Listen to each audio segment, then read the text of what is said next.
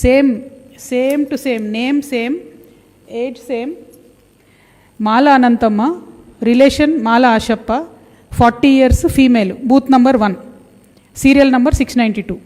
మాల Anantamma second voter also, Mala Ashappa 40 years, female, 693 serial number, same booth.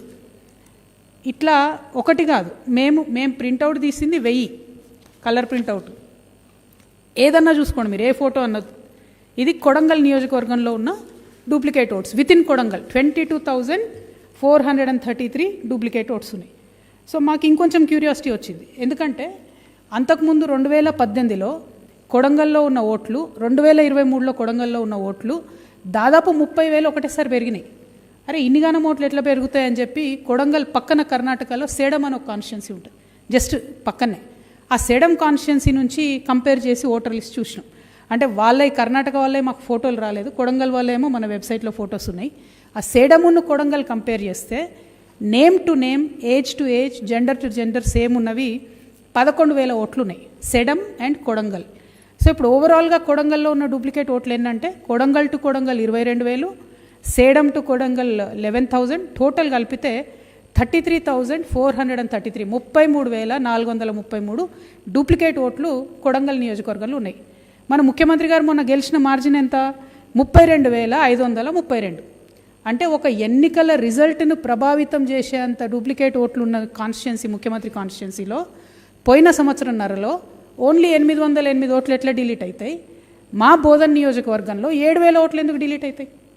అంటే election commission అన్ఫేర్గా ముఖ్యమంత్రి గారికి ఏమన్నా ఫేవర్ చేస్తున్నారా అనేటటువంటి ఒక అనుమానం ప్రజల మధ్యలో వచ్చేటట్టుగా ఉంది. కాబట్టి దయచేసి ఎలక్షన్ కమిషన్ మాకు రిజల్ట్ ఇవ్వాలి. ఈ సెడం టు కొడంగల్ కూడా నేను మీకు కొన్ని నేమ్స్ కూడా చదివి చెప్తా, ఎందుకంటే మాకు ఫొటోస్ లేకుండే కాబట్టి నేమ్సే చూడాల్సి వచ్చింది.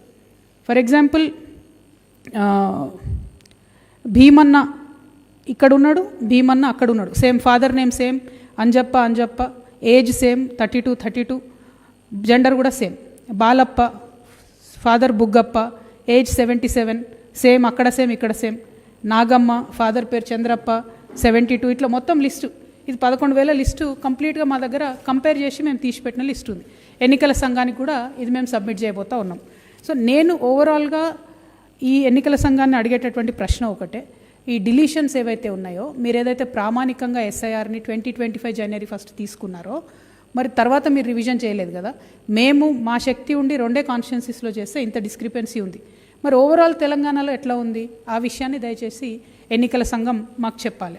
ఇంకొకటి, మేము బోధనలో కూడా అన్ని కంప్లీట్గా డిలీట్ అయినటువంటి 7,000 డేటాను మొత్తంగా ఈ అంత డేటాను కూడా ఇక్కడ చూస్తున్నటువంటి కట్టనంతా కూడా ఎన్నికల సంఘానికి ఇయ్యబోతూ ఉన్నాం. మరి వీటితో పాటు ఇంకా కొన్ని అనుమానాలు మాకు వచ్చినాయి. ఏంటంటే కొన్ని ఓట్స్ మాడిఫై అయినాయి కొడంగల్లో లాస్ట్ 1 yearలో, ఈ 1.5 yearలో. మామూలుగా టోటల్ ఓట్స్ ఉన్నదే 2,46,000. అందులో దాదాపు 1,00,000 మంది పోయి మాడిఫై చేసుకున్నారు ఓట్లు. మనం పోతామని ఎప్పుడైనా ఎన్నికల సంఘానికి ఓటు ఉంటే ఒకసారి రిజిస్టర్ అయిందంటే మర్చిపోతాం. ఎన్నికలు వచ్చినప్పుడు మాత్రం ఏం చేస్తామంటే నా బూత్ ఎక్కడ ఉంది అని వెతుక్కోవడానికి చూస్తారు తప్పితే ఎవరు కూడా మధ్యలో పోయి జనరల్గా మాడిఫై చేసుకోరు. ఎన్నికలు లేకపోతే అసలే చేయరు. కాకపోతే మోర్ దెన్ 1 lakh పీపుల్ ఎందుకు మాడిఫై చేసుకున్నారు? 1. 2, కర్ణాటక ఎలక్షన్స్ తెలంగాణ ఎన్నికల కన్నా ముందైనాయి. మనమేమనుకున్నామంటే కర్ణాటక నుండి కాంగ్రెస్ వాళ్ళకి ఫండ్స్ వచ్చినాయేమో అనుకున్నాం. ఇప్పుడు ఇది చూస్తుంటే సేడం నుంచి ఓట్లు కూడా వచ్చినట్టు కనబడుతుంది నాకైతే. మరి అదే మార్జిన్తో ఇక్కడ ముఖ్యమంత్రి గారు గెలిచిండ్రు.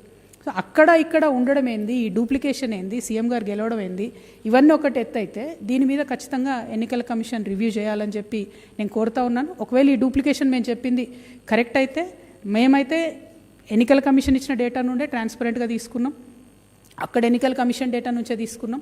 కాబట్టి ట్రాన్స్పరెంట్గా కరెక్ట్గా ఇది సబ్మిట్ చేయబోతూ ఉన్నాం. ఇంకొక మాట, నిన్న కిషన్ రెడ్డి గారు మాట్లాడింది నేను విన్నా. వేరే దేశం వాళ్ళు వచ్చి మన దగ్గర ఓట్లు తీసుకుంటే వాటిని తీసేయాలన్నారు. 100% తీసేయాలి. 200% ఇతర దేశాల వాళ్ళకి మన దేశంలో ఓటు ఉండకూడదంటే ఏం చేయాలి? ఇప్పుడు తెలంగాణలో ఓటు ఉన్నటువంటి వాళ్లకు వేరే రాష్ట్రంలో ఓటు ఉందా లేదా అని చెక్ చేసే మెకానిజం లేదు.